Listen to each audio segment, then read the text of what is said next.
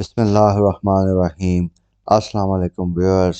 Stock market के weekly analysis के साथ इरफान अवान आपकी खिदमत में हाजिर है। आज की इस वीडियो में हम गुज़िश्ता हफ्ते जो स्टॉक मार्केट की परफॉर्मेंस रही उसके बारे में एक ब्रीफ एनालिसिस आपको देंगे।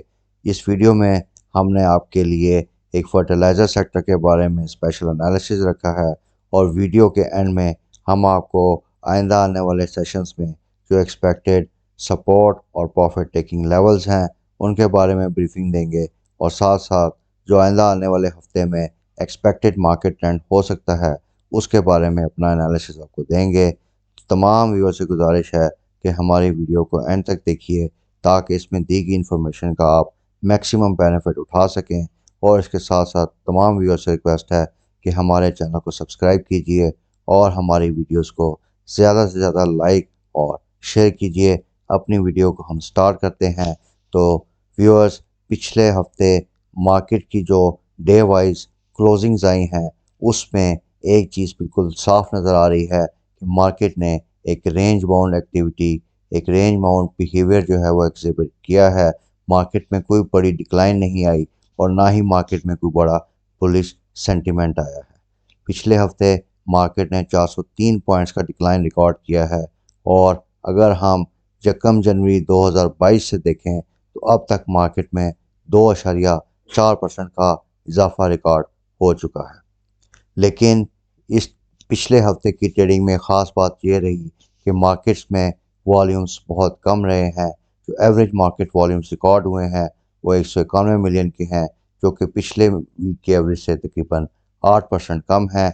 और इस लो वॉल्यूम का जो मेन कॉन्सिक्वेंस है कि की प्लेयर्स आपके जो मार्केट के हैं वो इस टाइम मार्केट में इंटरेस्ट नहीं ले रहे और मार्केट से आउट हैं। और गोइंग फॉरवर्ड हम ये चीज़ देख रहे हैं कि अगर ये लो पार्टिसिपेंट कंटिन्यू रही तो ये मार्केट के लिए एक नेगेटिव सिग्नल साबित हो सकता है। गुज़िश्ता हफ्ते फॉरेनर्स और ओवरसीज़ पाकिस्तानीज़ ने हमारी मार्केट में तकरीबन 2 मिलियन यूएस डॉलर्स की नेट सेल की है और ये सेल ज़्यादातर टेक्नोलॉजी और बैंकिंग सेक्टर के स्टॉक में रिकॉर्ड की गई है। अगर हम फीपी प्रोफाइल देखें करंट ईयर टू डेट का, यानी 1 जनवरी 2022 से जुम्मे की डेट तक का, तो उसमें अभी तक इसमें 10 मिलियन डॉलर का नेट इनफ्लो हम रिकॉर्ड कर चुके हैं।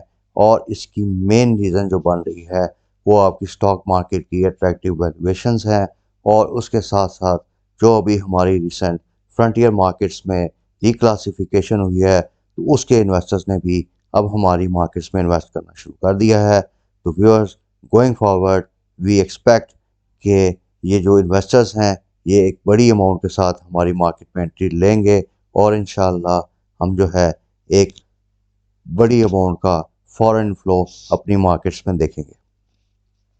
अब गुज़िश्ता हफ्ते अगर हम उन स्टॉक्स का एनालिसिस करें जिन्होंने KSE 100 इंडेक्स में सबसे ज़्यादा पॉजिटिव पॉइंट्स कंट्रीब्यूट किए हैं तो उनमें सबसे पहले नंबर पे ईफर्ट है। इसने 55 पॉइंट्स का कंट्रीब्यूशन दिया है। इसकी मेन रीजंस हम आगे चल के इस वीडियो में आपके साथ डिस्कस करेंगे। ईफर्ट के बाद मेन जो कंट्रीब्यूटर्स हैं उनमें SNGP, MTL, UBL और EPCL के शेयर्स हैं। इसी तरह अगर हम नेगेटिव पॉइंट कंट्रीब्यूटर स्टॉक्स को देखें तो सबसे ज़्यादा नेगेटिव कंट्रीब्यूशन हपको और उसके बाद एंग्रो के स्टॉक्स ने दी है और उनके बाद मिज़ान बैंक, सेस और दाऊद हरकुलिस के शेयर्स हैं। हपको और एंग्रो में नेगेटिविटी की मेन रीज़न ये रही कि इन्होंने below than the market expectation dividend announcements और अर्निंग्स अनाउंस की हैं। अब उन फैक्टर्स का एनालिसिस करते हैं जिनकी वजह से मार्केट में नेगेटिव सेंटीमेंट क्रिएट हुआ। तो उनमें सबसे जो मेजर फैक्टर था पिछले हफ्ते वो जियोपॉलिटिकल टेंशंस थी। जैसा कि आप सब लोग जानते हैं कि आजकल रशिया और यूक्रेन में कॉन्फ्लिक्ट चल रहा है और इसका इम्पैक्ट पूरी ग्लोबल मार्केट्स पे आया और इसमें पूरी ग्लोबल मार्केट्स ने नेगेटिव परफॉर्म किया। और इसके साथ साथ जो क्रूड ऑयल है उसकी प्राइसेस 7 साल के हाईएस्ट लेवल पे चली गई और ये जो इसका इम्पैक्ट हमारी इकोनॉमी पे आया उसकी वजह से गवर्नमेंट ने हमारी ऑयल प्राइसेस जो हैं वो 10 से 12 रुपये पर लीटर इंक्रीज़ कर दी। और इस न्यूज़ को मार्केट ने जो है काफ़ी नेगेटिव लिया क्योंकि जैसी ही पेट्रोल प्राइसेस बढ़ती हैं तो उसका सबसे बड़ा इम्पैक्ट ये होता है कि मुल्क में इन्फ्लेशन बढ़ती है, लोगों की परचेजिंग पावर कम होती है और लोगों की इन्वेस्टमेंट करने की काबिलियत कम हो जाती है। इसका जो दूसरा इम्पैक्ट आता है कि इंटरनेशनल क्रूड ऑयल की प्राइसेस बढ़ने से आपका करंट अकाउंट डेफिसिट बहुत बढ़ जाता है, जिससे आपके फॉरेन एक्सचेंज रिजर्व्स और आपकी करेंसी पे प्रेशर्स आते हैं और ये आपकी इकॉनमी के लिए बहुत नेगेटिव सिग्नल्स बनते हैं। तो इसका कॉन्सिक्वेंस हमने इस वीक में देखा कि जो हमारे फॉरेन एक्सचेंज रिजर्व्स थे उनमें $241 मिलियन की डिक्लाइन रिकॉर्ड हुई और हमारे फॉरेन एक्सचेंज रिजर्व्स $17.9 बिलियन की सतह पे रिकॉर्ड हुए और वीक ऑन वीक बेसिस में इनमें 1.4% का डिक्लाइन हमने देखा।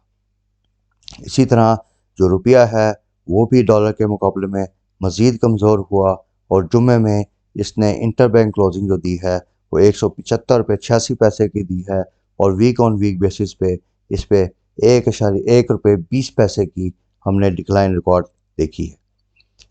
लेकिन गुज़िश्ता हफ्ते मार्केट में एक पॉजिटिव न्यूज़ भी आई कि लार्ज स्केल मैन्युफैक्चरिंग इंडस्ट्री का जो डेटा था उसमें तकरीबन 7.4% का ईयर इन ईयर बेसिस पे इंक्रीज़ हुआ। ये हमारी मार्केट्स के लिए और हमारी इकॉनमी के लिए एक खुशाइन खबर है और गोइंग फॉरवर्ड वी एक्सपेक्ट कि अगर ये इसी तरह इन्होंने इंक्रीज़ अपनी जारी रखी तो ये हमारी इकॉनमी के लिए एक बड़ा पॉजिटिव सिग्नल साबित हो सकता है। अब हम बात करते हैं फर्टिलाइज़र सेक्टर के एनालिसिस के बारे में, जिसके लिए मैंने आपसे वीडियो के शुरू में आपसे डिस्कस किया था कि इसका हम आपको एक एनालिसिस देंगे। तो व्यूअर्स, इसमें डेवलपमेंट एक ये हुई है कि गवर्नमेंट ने weighted average cost of gas bill जो है उसकी अप्रूवल दे दी है। इस बिल की अप्रूवल के नतीजे में अब गवर्नमेंट जो है वो RLNG प्राइसेस को अपने प्राइसेस फार्मूला में शामिल कर सकेगी। लेकिन इसका फर्टिलाइज़र सेक्टर के लिए एक कॉन्सिक्वेंस ये बना है कि इसको जो गैस सप्लाई होती है उसकी प्राइसेस में एक अपवर्ड रिवीजन हम एक्सपेक्ट कर रहे हैं, जो कि 20 से 30% की रेंज में हो सकती है। लेकिन व्यूअर्स, सरप्राइजिंगली इसमें एक शेयर ईफर्ट है जो कि ऐसा आइडेंटिफाई हुआ है कि डिस्पाइट कि अगर उसकी वैल्यू या उसकी गैस की प्राइस की कॉस्ट अगर बढ़ती है तो फिर भी ये कंपनी प्रॉफिट में जाएगी। अब मैं आपके साथ इसकी डिटेल रीजनिंग शेयर करता हूँ। इसका मेन रीज़न ये है कि ईफर्ट जो है वो पहले ही सी अपनी जो कॉस्ट ऑफ प्रोडक्शन है उसमें जो गैस का फैक्टर है वो काफ़ी ऊपर लेवल्स पे रिकॉर्ड कर रहा है। इससे ये हम इन्फर कर सकते हैं कि जैसे ही गैस की प्राइसेस इंक्रीज़ होंगी तो इसकी जो कॉस्ट ऑफ प्रोडक्शन है वो इतना ज़्यादा इफ़ेक्ट नहीं होगी। लेकिन इस गैस प्राइस इंक्रीज़ के नतीजे में अगर इसके कंपैटिटर्स FFC और FFPL ने अपनी प्रोडक्ट प्राइसेस बढ़ाई तो ईफर्ट भी अपनी प्रोडक्ट प्राइसेस बढ़ाएगा, जिसके नतीजे में एक तरफ तो इसकी कॉस्ट कांस्टेंट रहेगी लेकिन उसका रेवेन्यू जो है वो काफ़ी बढ़ जाएगा। तो हम एस्टिमेट कर रहे हैं कि जैसे ही ये गैस प्राइसेस की इंक्रीज़ होती है तो इसकी EPS में जो है तकरीबन $3.20 का हम इजाफा देख रहे हैं और इसकी रिफ्लेक्शन आपने गुज़श्ता दिनों इसकी ट्रेडिंग में भी देखी कि इसकी प्राइसेस में एक बड़ा मूव आया है। लेकिन व्यूअर्स, फौजी फर्टिलाइज़र बिन कासिम के केस में ये जो प्राइस इंक्रीज़ है गैसेस की, ये इसके लिए इसको नेगेटिव इम्पैक्ट आएगा इसका। उसकी मेन रीज़न ये है कि जो अपनी प्रोडक्शन कॉस्ट में ये गैस का फैक्टर ले रहे हैं वो काफ़ी कंसेशनल रेट्स पे ले रहे हैं। अब जब गैस प्राइसेस इंक्रीज़ होंगी तो इसकी कॉस्ट ऑफ प्रोडक्शन जो है वो मैनी फोल्ड्स बढ़ जाएगी, लेकिन इसका रेवेन्यू उसके प्रोपोर्शनेट नहीं बनेगा, जिससे ये कंपनी को लॉस होगा। और वी एस्टिमेट कि गैस प्राइसेस इंक्रीज़ के बाद इसकी अर्निंग पर शेयर पे तकरीबन ₹3 पर शेयर का हम एक नेगेटिव इम्पैक्ट देख रहे हैं। अब बात करते हैं फौजी फर्टिलाइज़र कंपनी लिमिटेड की। तो इसमें इस गैस इंक्रीज़ का जो इफ़ेक्ट है वो हम न्यूट्रल देख रहे हैं, क्योंकि अगर FFC ने अपनी प्रोडक्ट की सेल प्राइस बढ़ाकर इस इफ़ेक्ट को कंज्यूमर पे पास ऑन कर दिया तो इससे इसकी प्रॉफिट एंड लॉस पे नील इम्पैक्ट आएगा और इसकी प्रॉफिटेबिलिटी भी इफ़ेक्ट नहीं होगी। अब व्यूअर्स, हम आइंदा आने वाले सेक्शंस का जो एक्सपेक्टेड मार्केट ट्रेंड है उसकी बात करते हैं। तो हमने अपनी पिछली वीडियोस में आपको एक चीज़ रेगुलरली बताई कि मार्केट के बुलिश मोमेंटम के लिए ज़रूरी है कि मार्केट 46,700 का जो की रेजिस्टेंस लेवल है उसको अच्छे वॉल्यूम्स के साथ तोड़े और सस्टेन करे। लेकिन मार्केट ने ऐसा नहीं किया और इसका नतीजा आपने देख लिया कि मार्केट में एक रेंज बाउंड बिहेवियर आया है और उसके वॉल्यूम्स भी कम हो गए हैं और मार्केट में जो सपोर्ट आ रही है वो बहुत वीक सपोर्ट आ रही है। तो इसके नतीजे में आइंदा आने वाले सेशंस में ये हम कंक्लूड कर सकते हैं कि अगर मार्केट 45,700 का लेवल जो है इसको बरकरार नहीं रख सकती और इससे नीचे ट्रेड करती है तो ये एक नेगेटिव सेंटीमेंट को ट्रिगर करेगा, जिससे मार्केट आपकी 45,000 से 44,700 के लेवल्स तक जा सकती है। इसके साथ साथ अगर मार्केट ने एक रेंज बाउंड बिहेवियर एग्जिबिट किया जैसा कि पिछले हफ्ते हमने देखा, तो इसमें हम आपको सजेस्ट करते हैं कि आप 45,400 का लेवल का स्टॉप लॉस रखिए और प्रॉफिट टेकिंग के लिए आपको जो लेवल होगा वो 45,850 पॉइंट का होगा। इसमें आपका बहुत छोटा प्रॉफिट बुक होगा, लेकिन ये बड़ी लेस रिस्की स्ट्रेटजी है जिससे आपकी कैश जो है वो फ्री अप होगी और अगर कोई मार्केट में आपको टिप्स या अपॉर्चुनिटी मिलती है तो उसमें आप एक अच्छी बाइंग कर सकेंगे। तो व्यूअर्स, आपका वीडियो देखने का बहुत बहुत शुक्रिया। मेरी आपसे गुजारिश है कि आप हमारे चैनल को सब्सक्राइब कीजिए और हमारी वीडियोस को ज़्यादा से ज़्यादा लाइक और शेयर कीजिए। अगर आपकी किसी किस्म की कोई क्यूरी है, कोई क्वेश्चन है, तो आप मेरे दिए गए व्हाट्सएप नंबर पर मुझसे कॉन्टैक्ट कर सकते हैं।